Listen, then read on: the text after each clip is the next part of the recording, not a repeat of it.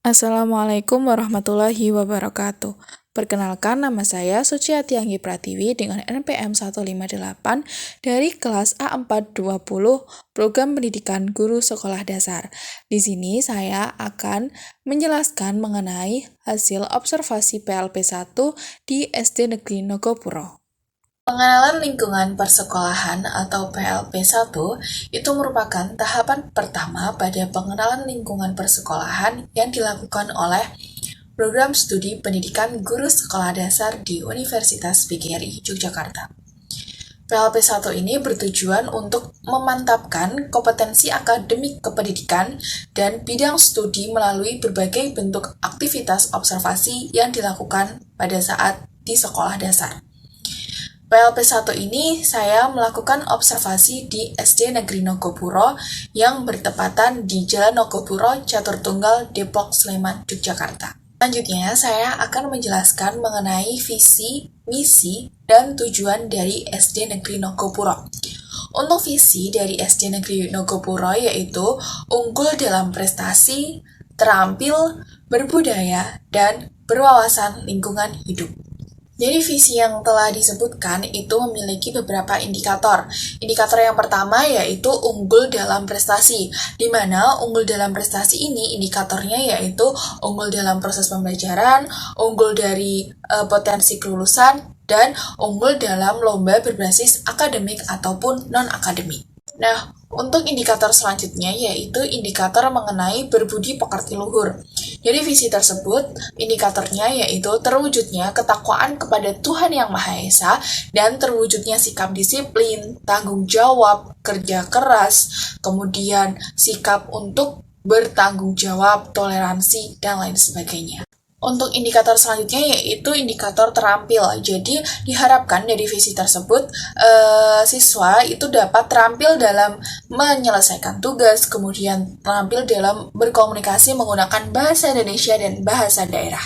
Untuk indikator visi berbudaya, itu diharapkan dapat memiliki etika sopan dan santun terhadap siapapun, kemudian dapat mengapresiasi seni dan budaya.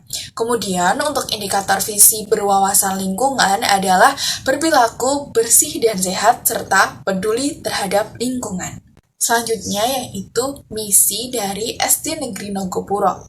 Nah, misi ini dibuat untuk mendorong terwujudnya visi yang sudah ada. Terdapat banyak sekali misi dari SD Negeri Nogopuro. Berikut beberapa misi dari SD Negeri Nogopuro. Jadi, SD Negeri Nogopuro itu mengembangkan literasi, komunikasi dengan bahasa Indonesia, bahasa daerah, kemudian mengembangkan kreativitas dari peserta didik pada saat proses pembelajaran, kemudian mengembangkan potensi minat dan bakat dari peserta didik, kemudian mengembangkan semangat kekeluargaan, membudayakan atau meningkatkan kecakapan dalam menyelesaikan tugas, kemudian melaksanakan pendidikan program karakter, dan lain sebagainya. Selanjutnya, di sini saya akan menjelaskan mengenai tujuan dari SD Negeri Nogopuro. Nah, tujuan dari SD Negeri Nogopuro, khususnya pada tujuan pendidikan, itu dibedakan menjadi dua, yaitu tujuan jangka menengah dan tujuan jangka panjang. Tujuan jangka menengah itu kurun waktunya 4 tahun, namun di SD Negeri Nogopuro sendiri memiliki tujuan khusus atau tujuan umum dari SD Negeri Nogopuro, yaitu meningkatkan pencapaian nilai-nilai ujian nasional, mempertahankan dan meningkatkan peringkat sekolah dalam prestasi akademik dan non-akademik di tingkat kecamatan dan kabupaten Sleman. Kemudian, menjuarai lomba akademik atau olimpiade akademik yang diselenggarakan tingkat kabupaten, tingkat provinsi, dan tingkat nasional. Selanjutnya, saya akan menjelaskan mengenai struktur organisasi dari SD Negeri Nogopuro. Untuk komite sekolahnya sendiri itu dipimpin oleh Bapak Profesor Dr. Suratman WS. Kemudian sesuai yang pada di bagan, kepala sekolah dari SD Negeri Nogopuro yaitu Ibu Sumiati SPDI MPD. Kemudian di bawahnya terdapat tata usaha yaitu Pramesti SPD. Selanjutnya di sini saya akan menjelaskan mengenai sumber daya manusia yang ada di SD Negeri Nogopuro, yang terdiri dari tenaga pendidik, tenaga kependidikan, dan peserta didik. Yang pertama yaitu mengenai tenaga pendidik. Nah, di SD Negeri Nogopuro sendiri itu terdapat 19 tenaga pendidik dengan kualifikasi pendidikan sesuai dengan bidangnya, yaitu yang terdiri dari kepala sekolah, guru wali kelas, guru olahraga, guru agama, dan guru ekstrakurikuler. Selanjutnya, untuk tenaga kependidikan di SD Negeri Nogopuro itu juga terdapat komite sekolah, beberapa karyawan tata usaha, staf tata usaha. Kemudian untuk menjaga staf keamanan juga ada di SD Negeri Nogopuro. Untuk peserta didik di SD Negeri Nogopuro, jumlah keseluruhannya yaitu 285 siswa. Dengan kelas 1 berjumlah 35 siswa, kelas 2 berjumlah 43 siswa, kelas 3 berjumlah 40 siswa, kelas 4 berjumlah 56 siswa, kelas 5 berjumlah 52 siswa, dan kelas 6 berjumlah 55 siswa. Selanjutnya di sini saya akan menjelaskan mengenai peraturan dan tata tertib sekolah. Di SD Negeri Nogopuro, saya menghasilkan dari observasi itu menghasilkan tata tertib guru dan karyawan, kemudian ada tata tertib peserta didik dan tata tertib pengunjung perpustakaan. Jadi yang pertama, tata tertib guru dan karyawan itu datang 10 menit sebelum jam pembelajaran dimulai, menandatangani daftar hadir, kemudian berpakaian seragam sesuai jadwal, mengikuti upacara yang akan dilakukan, menyusun program pengajaran, mengirim surat izin atau pemberitahuan ketika tidak dapat ke sekolah, memberi tugas kepada siswa ketika tidak dapat mengajar, melapor kepada kepala sekolah atau guru piket jika akan melaksanakan kegiatan di luar sekolah, menjadi tauladan siswa, dan lain sebagainya. Menghormati dengan sesama teman, kemudian siswa juga harus datang ke sekolah selambat-lambatnya 10 menit sebelum pembelajaran. Kemudian, ketika siswa terlambat, itu harus melapor kepada guru jaga. Kemudian, ketika siswa itu tidak dapat mengikuti kegiatan belajar mengajar, maka siswa harus memberikan surat pemberitahuan. Kemudian, ketika pembelajaran atau istirahat, itu siswa harus ada di luar kelas. Siswa yang bersepeda itu harus meletakkan sepedanya di tempat parkir secara rapi dan terkunci. Selanjutnya yaitu tata tertib bagi pengunjung perpustakaan di SD Negeri Nogopuro. Nah, yang pertama yaitu siswa atau guru karyawan serta pengunjung lain yang memasuki ruang perpustakaan itu wajib melapor pada petugas perpustakaan pada saat itu. Kemudian di dalam perpustakaan itu pengunjung harus menunjukkan sikap ketertiban dan kesopanan. Kemudian setiap peminjaman buku, majalah, surat kabar, dan lain sebagainya itu harus memiliki kartu anggota perpustakaan. Setiap peminjaman itu diperbolehkan mengambil sendiri buku atau majalahnya, namun harus melapor dan dikembalikan sesuai dengan tenggat waktu yang telah ditentukan. Selanjutnya yaitu sarana dan prasarana yang ada di SD Negeri Nogopuro. Nah, sarana dan prasarana di SD Negeri Nogopuro itu sangat banyak dan sangat baik sekali untuk mendukung kegiatan pembelajaran, baik secara daring maupun secara luring. Nah, sarana dan prasarananya itu seperti ruang kelas, kemudian ada musola, ada laboratorium komputer, IPA, kemudian aula, UKS, ruang guru, ruang kepala sekolah, toilet seperti pada umumnya, lahan parkir yang begitu luas, kantin, dan lain sebagainya. Untuk sarana yang diberikan itu juga sangat banyak sekali di SD Negeri Nogopuro. Ya, untuk sarana dan prasarana pendukung yang ada di lingkungan sekolah, di ruang kelas, itu banyak sekali kelas-kelas yang menggunakan meja dan kursi yang sudah baik, kemudian papan tulis, terdapat 2 papan tulis, yaitu papan tulis kapur dan papan tulis spidol, adanya LCD, kemudian adanya kipas angin, kemudian terdapat juga sarana dan prasarana di ruang kelas seperti pada umumnya. Kemudian terdapat juga perpustakaan untuk mendukung kegiatan literasi siswa.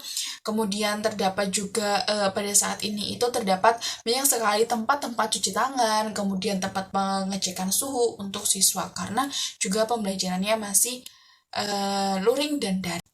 Nah, Selanjutnya, saya akan menjelaskan mengenai prestasi dan kegiatan yang ada di SD Negeri Nogopuro. Prestasi yang didapatkan di SD Negeri Nogopuro itu sangat banyak sekali. Hal ini terlihat dari banyaknya piala yang tersusun di ruang kepala sekolah dan di ruang guru. Dan di SD Negeri Nogopuro sendiri, siswa dan siswinya itu banyak mengikuti perlombaan olimpiade baik akademik dan non-akademik, yaitu perlombaan SDSN. Tujuan adanya perlombaan periodik di SD Negeri Nogopuro ini itu bertujuan untuk mengirimkan bibit-bibit yang unggul dan berprestasi dengan tepat. Sehingga ketika adanya lomba periodik yang dilakukan di lingkungan internal sendiri, itu akan mengetahui peserta didik mana yang memiliki minat bakat khusus. Sehingga ketika terdapat perlombaan SDSN contohnya, SD Negeri Nogopuro dapat mengirimkan siswa tersebut untuk mewakili sekolahnya.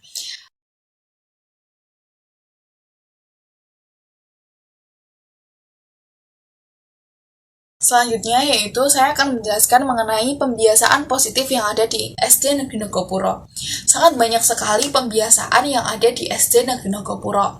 Hal ini bertujuan agar peserta didik itu ketika bertemu dengan orang lain dapat melakukan kegiatan-kegiatan positif dengan sopan, santun, dengan teladan, dengan baik. Di mana karakter baik ini didasarkan pada 6 nilai dasar kebangsaan dan kemanusiaan, yaitu yang pertama yaitu sikap, moral, dan spiritual. Kemudian juga ada semangatnya kebangsaannya juga, dan lain sebagainya.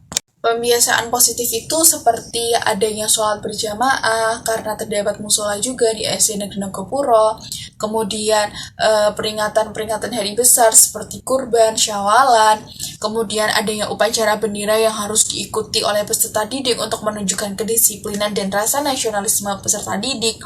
Kemudian penggunaan baju-baju adat setiap hari Kamis Pahing. Kemudian ada juga pembiasaan untuk rajin cuci tangan dan memakai masker, mengecek suhu sebelum memasuki wilayah halaman sekolah SD Negeri Nogopuro setelah terjadinya pandemi. Kemudian adanya pembiasaan positif untuk senyum, salam, sapa kepada seluruh warga sekolah. Kemudian penyambutan baik dari guru kepada siswa atau siswa kepada guru dengan baik. Kemudian tidak ada senioritas dan lain sebagainya. Selanjutnya di sini saya akan menjelaskan mengenai kegiatan seremonial yang ada di SD Negeri Nogopuro. Yang pertama yaitu kegiatan seremonial formal. Di SD Negeri Nogopuro itu sering sekali atau wajib sekali melakukan upacara setiap hari Senin. Kemudian, SD Negeri Nogopuro juga selalu mengadakan upacara untuk memperingati hari-hari besar. Contohnya, upacara kemerdekaan, kemudian upacara Hari Pahlawan, upacara memperingati Sumpah Pemuda, upacara memperingati Hari Jadi Sleman, Hari Kartini, dan lain sebagainya. Di situ juga SD Negeri Nogopuro itu selalu mengadakan kegiatan-kegiatan untuk mendukung kesesuaiannya dengan memperingati hari besar. Contohnya kegiatan Hari Kartini, itu setelah melakukan upacara terdapat lomba-lomba dan lain sebagainya. Nah, kegiatan yang berbeda pada peringatan hari besar yaitu peringatan pada Hari Jadi Sleman. Karena upacara yang dilakukan di SD Negeri Nogopuro itu menggunakan upacara adat Jawa. Sehingga penggunaan upacaranya sesuai dengan adat Jawa, aba-abanya pun sesuai dengan adat Jawa. Dan petugas dari pelaksanaan upacara memperingati Hari Jadi Sleman itu adalah peserta didik kelas tinggi. Selanjutnya, di sini saya akan menjelaskan mengenai kegiatan-kegiatan rutin berupa kurikuler, kokurikuler, dan ekstrakurikuler di SD Negeri Nogopuro. Yang pertama yaitu mengenai kurikuler di SD Negeri Nogopuro. Kurikuler kurikulum di SD Negeri Nogopuro itu sesuai dengan standar isi dan standar kompetensi yang sudah ditetapkan oleh pemerintah. Dan jenjang pendidikannya itu juga jenjang pendidikan kelas 1 sampai dengan kelas 6 di SD Negeri Nogopuro untuk menentukan kelulusan, kenaikan kelas, rapat menentukan KKM, dan lain sebagainya. Sedangkan briefing secara periodik ini itu biasanya ketika kepala sekolah telah melakukan rapat kepada dari pemerintah atau apa dan bisa memforward kepada guru-guru yang lainnya, maka akan melakukan briefing. Dan biasanya ketika ada informasi mendesak yang harus disampaikan, itu juga akan mengadakan briefing bagi guru. Selanjutnya di sini saya akan menjelaskan mengenai kegiatan-kegiatan rutin berupa kurikuler, kokurikuler, dan ekstrakurikuler di SD Negeri Nogopuro. Yang pertama yaitu mengenai kurikuler di SD Negeri Nogopuro. Kurikuler kurikulum di SD Negeri Nogopuro itu sesuai dengan standar isi dan standar kompetensi yang sudah ditetapkan oleh pemerintah. Dan jenjang pendidikannya itu juga jenjang pendidikan kelas 1 sampai dengan kelas 6 di SD Negeri Nogopuro. Kemudian substansi pembelajaran yang ditempuh itu juga sudah dijelaskan pada guru-guru wali kelasnya masing-masing agar disampaikan kepada peserta didik, dan materi pembelajaran yang disampaikan oleh peserta didik sesuai dengan apa yang telah dirumuskan pada kurikulum yang digunakan. Yang kedua yaitu kegiatan kokurikuler di SD Negeri Nogopuro. Nah, di SD Negeri Nogopuro itu dalam upaya pencegahan dan penanggulangan dampak bencana itu terdapat kegiatan kokurikuler yaitu pendidikan mitigasi bencana. Karena di SD Negeri Nogopuro sendiri itu juga daerah rawan bencana. Sehingga terdapat juga pendidikan mitigasi bencana yang dilaksanakan di SD Negeri Nogopuro meliputi pengintegrasian mitigasi bencana pada muatan pelajaran yang sesuai dan sosialisasi mitigasi bencana yang dilaksanakan oleh lembaga yang kompeten dalam penanggulangan bencana. Selanjutnya, yang ketiga, di sini saya akan menjelaskan mengenai ekstrakurikuler yang ada di SD Negeri Nogopuro. Ekstrakurikulernya itu sangat banyak sekali. Ekstrakurikuler ini dibedakan menjadi dua, yaitu ekstrakurikuler wajib dan ekstrakurikuler pilihan. Untuk ekstrakurikuler wajib itu adalah kegiatan kepramukaan yang harus dilakukan oleh peserta didik. Sedangkan ekstrakurikuler pilihan itu sangat banyak sekali, seperti ada sepak bola, seni tari, batik, angklung, karawitan, MIPA, bahasa Inggris, TIK, dan lain sebagainya, sesuai dengan sarana dan prasarana yang disediakan oleh SD Negeri Nogopuro untuk meningkatkan minat dan bakat peserta didik melalui kegiatan ekstrakurikuler. Nah, di sini saya akan menjelaskan mengenai kultur dari sekolah SD Negeri Nogopuro. Nah, salah satu kultur yang dikembangkan di SD Negeri Nogopuro yaitu budaya literasi. Nah, budaya literasi ini itu dilakukan 15 menit sebelum pembelajaran dimulai. Selain itu juga terdapat pengembangan sholat berjamaah yaitu sholat duha dan sholat zuhur. Namun untuk sholat zuhur ini hanya dilakukan pada kelas tinggi saja, karena kelas rendah itu untuk jam pulang sekolahnya itu tidak sampai waktu zuhur, sehingga pelaksanaan sholat zuhur hanya dilakukan oleh kelas tinggi saja. Terdapat juga kultur sekolah untuk mengembangkan keimanan dan ketakwaan siswa. Selain untuk sholat berjamaah tadi, itu terdapat juga pembiasaan untuk melakukan doa sebelum dan sesudah melakukan proses pembelajaran. Kemudian selalu adanya upacara per hari Senin atau upacara memperingati hari-hari besar. Kemudian ada menyanyikan lagu wajib nasional sebelum mulai pembelajaran. Kemudian ada budaya untuk berjabat tangan kepada Bapak Ibu guru ketika masuk di ruang lingkup sekolah. Kemudian juga adanya membersihkan ruang kelas, kerja bakti bersama setiap hari Jumat, kemudian membuang sampah sesuai dengan penggolongan sampahnya. Selanjutnya, saya akan menjelaskan mengenai hasil observasi saya mengenai observasi pembelajaran di kelas. Nah, observasi pembelajaran ini saya melakukan pada semua tingkat jenjang sekolah di SD Negeri Nogopuro. Nah, di sini saya hanya akan membedakan pada saat pembelajaran online di kelas tinggi dan pembelajaran offline di kelas rendah. Nah, pembelajaran antara keduanya itu sangat berbeda. Hal ini juga karena media yang digunakan juga berbeda, antara daring dengan luring itu juga akan berbeda. Nah, untuk perbedaannya itu terlihat dari kedisiplinan siswa. Ketika pembelajaran offline, peserta didik itu akan lebih disiplin daripada pembelajaran online. Kemudian, itu terlihat dari penggunaan seragam, penjadwalan buku, pengumpulan tugas, dan lain sebagainya. Nah, persiapan siswa ketika pembelajaran offline itu akan lebih banyak daripada pembelajaran online. Kemudian siswa itu akan terlihat antusias ketika pembelajaran offline.